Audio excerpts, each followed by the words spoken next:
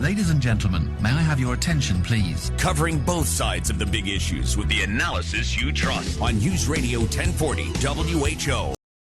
Very interested in this story because Amazon employs a lot of people across Iowa and across this country. So if they make a move on base salary, you would think it really has a ripple effect on our economy as people are hoping their own salary is going to keep up with inflation over the next few months. Here is Amazon expert Stephen Pope to talk to me about it. Stephen, welcome to Iowa Radio. Good morning.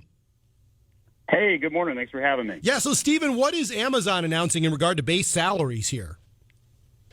So their tech and corporate employees are being poached left and right now, and they really need a chance to retain some talent with the increased competition. Yeah. So they went from $160K capped salary to $350K. Quite a big jump. Yeah, it wasn't like it's like we're going to give you 4%, next year. 160 to 350? I mean, Stephen, what does that say to you? Well, inflation commentary aside, I think that there's just 50. Yeah, I know, right? The government says 7%. You know it's 21%. Right? Yes. So I think that personally, I think there's 50,000 jobs short in the Amazon space. And Amazon got rid of fire the bottom 10 percentile of their staff last year, right? They're increasing their salary caps. They're doing things to try and retain talent. Now, I think that they're not going to be able to compete with the work from home remote culture aspect that kind of really took hold in the last couple of years. And I think that's entirely why we're seeing that great resignation. Right. But Amazon, is a good company to work from two perspectives. Really awesome salaries and great benefits. The question is, does that make up for the amount of work you have to do? They work them like robots over there, workhorses over there, right? You hear the stories like a guy in the warehouse has to piss in bottles to make his numbers. It's crazy. And on the corporate side, I talk to employees all the time over there, and one guy, he keeps a whiskey bottle on his desk. There's a drinking culture over there, right? 60, 70-hour work weeks on the corporate side, that's rough. That's why I think people are saying, hey, maybe I'll take a 50% pay cut and go work for somebody else but for my house in my pajamas.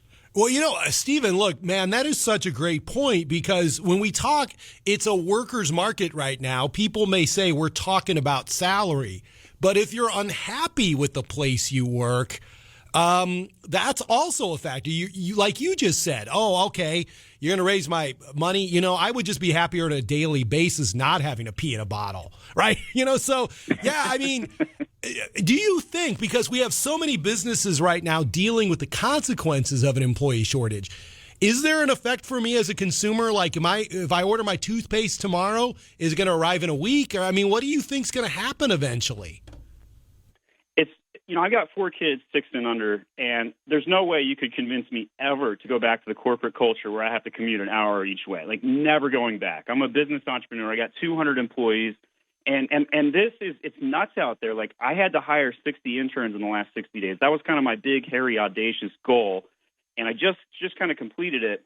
And the reason I had to do that is because you just can't find the talent out there. Now, your question, whether this is going to affect the consumer or not, I think this is just going to be one factor of dozens, right? Like the government quantitative easing, printing out 80% of the money supply in the last 18 months, probably going to affect the consumer a lot more than whether Amazon can't find its talent or not. But I do see the facilities really struggling to keep up. I mean, they tried to hire an extra 95,000 or something crazy high like that workers in the warehousing departments, and they have FDA facilities everywhere. And I got to give Amazon some props here. They did 2-day Prime, then it was 1 day, and that wasn't fast enough, right? I got Prime now. I can get something delivered to my house in the next 2 hours. I've got so many brown boxes piling up in my garage. God bless the recycling man who takes these things away.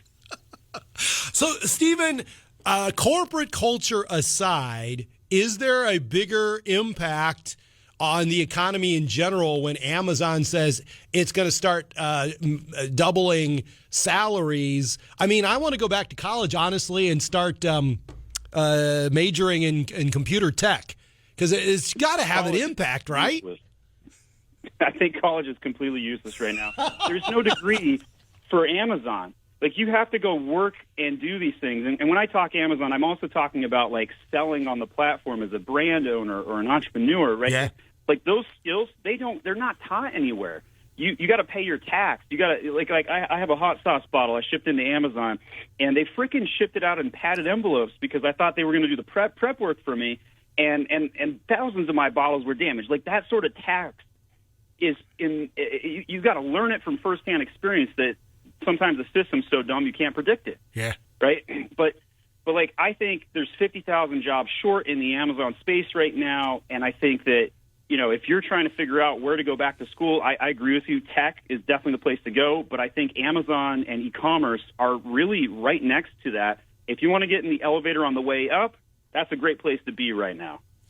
Amazon expert Stephen Pope, man, so much to unpack in Stephen's comments about the economy in general these days. Stephen, thanks very much.